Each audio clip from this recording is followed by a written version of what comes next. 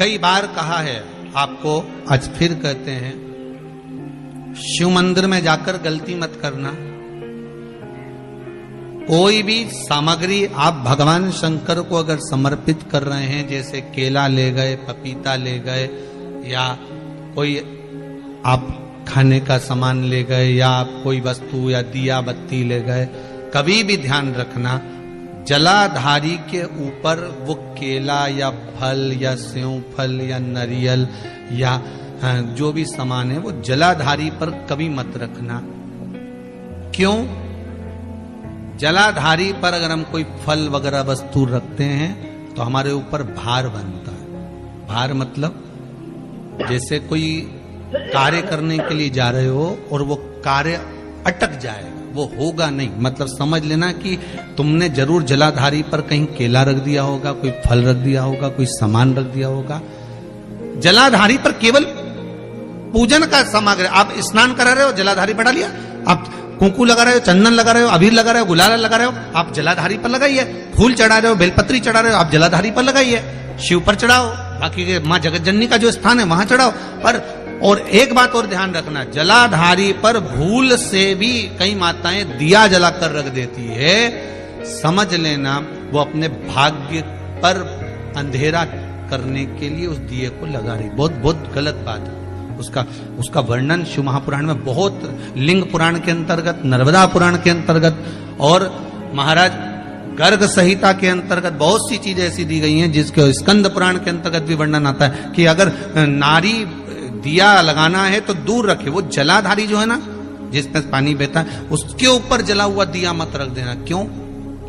कहते हैं उसके घर के बेटे बेटी बहू पोता पोती कभी भी उसे सुख प्रदान नहीं कर सकते। उसके घर में हमेशा क्लेश रहेगा, चिड़चिड़ प्रवृत्ति रहेगी, युद्ध लड़ाई झगड़ा ये सब पारिवारिक चलता रहेगा, या देवर जेठ जेठानी का भी झगड़ा चलता रहेगा, पर वो सुख का भान नहीं कर सकती। अगर दिया जलाधारी पर रख दिया तो,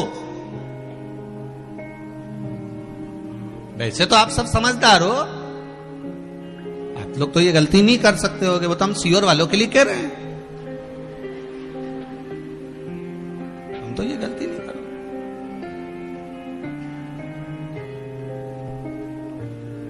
दिया रखना है दूर रखो।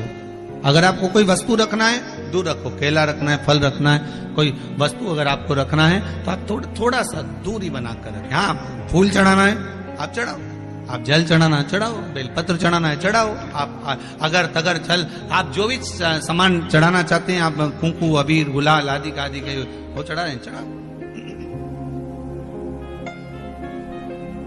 पर कोई फल है, कोई मिठाई है, कोई सामग्री है, वो शिवलिंग से भी जलाधारी से भी दूरी बनाकर रखिए उसको। जिसने चोरी करी है, शंकर जी के मंदिर में जाकर थोड़ी सी कथा सुन ली है, कथा सुनकर जहां ये प्राण त्याग रहा है वहां पर बेलपत्री का वृक्ष है, उस वृक्ष के नीचे मरा है, इसलिए कैलाश जाएगा, ये कहीं नरक नहीं जाएगा। ये कैलाश की ओर, ये बेलपत्री के वृक्ष के नीचे मरा, बेल के वृक्ष के नीचे, इसलिए ये कैलाश जाएगा। आज भी नियम है, कोई मरता है उसको लेकर जाते हैं, राम नाम सत्य बोलते लेकर जाते हैं। शमशान में जाने पर एक जगह पर उसको विश्राम दिया जाता है। इधर देते कि नहीं देते? इंदौर में देते हैं। एक जगह पर विश्राम दिया जाता है, अर्थी को उतारा जाता है, उतारा करा जाता है, यहाँ उतारो, यहाँ विश्राम दे दो। तो बच्चे पूछते हैं, पापा यहाँ पर ये दादाजी को क्यों उतारा, यहाँ बीच रास्ते में इनको क्यों रोका?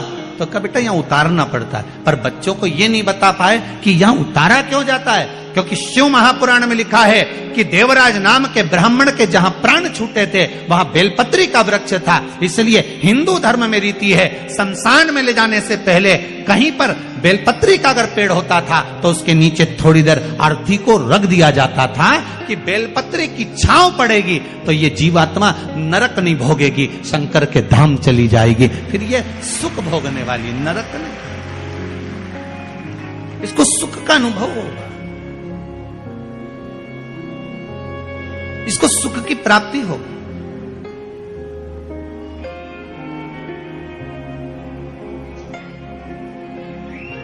ऐसे कई कई प्रसंग लोगों, बच्चों को आज तक नहीं मालूम कि ये होता क्यों। बस उतारा कर दो, बस उतार दो इसको, बस इसको नीचे सुला दो, अर्थी को यहां रख दो। पर क्यों रखते हैं, क्या कारण है अर्थी को रखने का? क्यों विश्राम दिया जाता है, किस लिए दिया जाता है? उसका भान होना चाहिए कि यहां बेलपत्री का वृक्ष होना चाहिए, जिस वृक्ष की छांव में जब अर्थी को रखा जाए तो वो जीवात्मा तर जाए।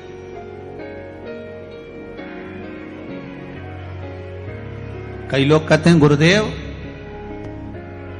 कई लोग तो कहते हैं कि जब व्यक्ति मरता है तो उसकी आत्मा तो चली जाती है परमात्मा की ओर, फिर उसका लाभ क्या हुआ नीचे रखने का? गरुड़ पुराण कहती है जब किसी के प्राण छूटते हैं, छूटने के बाद उस जीव आत्मा को 10 दिन तक घर की अटारी पर रखा जाता है। कितने दिन रखते हैं?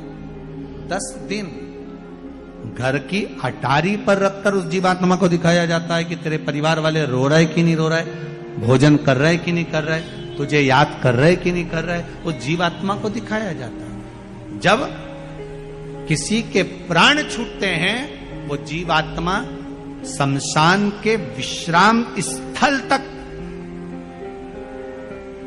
कौन से स्थान तक? जहां अर्थी को उतारा गया है, उस स्थान तक घर से जीवात्मा वहां तक जाती है। विश्राम स्थल के बाद में शंकर भगवान उसको संभालते हैं, जीवात्मा वापिस उसकी अटारी पर आ जाती है। 10 दिन तक गरुड़ पुराण कहती है 10 दिन तक जीवात्मा अटारी पर रहती है।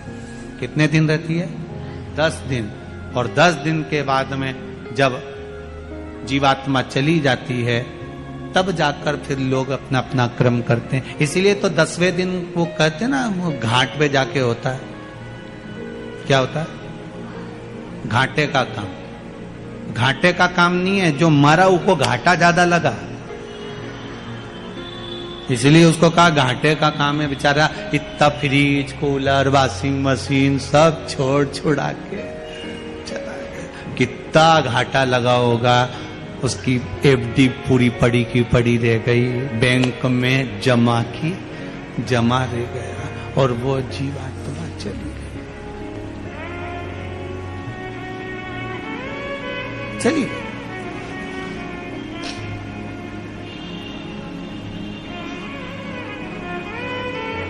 सब पड़ा रह गया।